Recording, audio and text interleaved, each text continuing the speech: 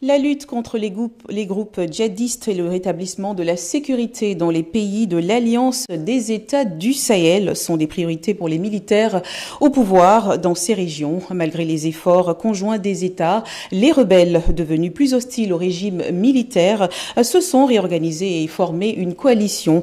Cette alliance renforcée pourrait potentiellement aggraver la crise sécuritaire dans la région. Tankulrik Mungengi. Les pays de l'AES vont-ils réussir le pari de juguler l'insécurité? L'interrogation vend son pesant d'or. Burkina Faso, Mali, Niger, 3 États dirigés par 3 militaires qui ont en commun un vaste territoire devenu le berceau de l'insécurité djihadiste. La zone des 3 frontières dite Liptako-Goma.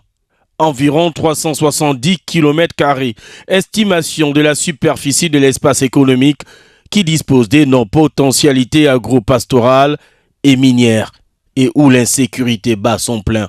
Une concentration de menaces sécuritaires diversifiées et sans précédent qui a élu domicile depuis 2012. Pour tordre le cou à ce foyer de crise multiforme qui a fait tâche au bilan cumulé des prédécesseurs des militaires au pouvoir et justifié les coups d'État dans la sous-région.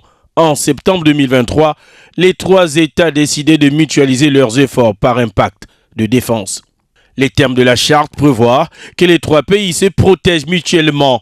Une alliance qui avait commencé à porter ses fruits avec de nombreuses victoires sur le terrorisme. Mais contre toute attente, à la parade de la riposte le 29 août dernier, les groupes rebelles nigérians du Front patriotique de libération et maliens du cadre stratégique permanent se sont à leur tour rencontrés dans le nord du Mali pour une stratégie similaire. Des échanges entre rebelles jugés fructueux portaient sur des sujets d'intérêt commun et avaient permis de renforcer les relations entre les rebelles. Selon le mouvement rebelle pour la libération du président nigérien, Mohamed Bazoum, renversé par un coup d'État en juillet 2023. La situation sécuritaire reste préoccupante.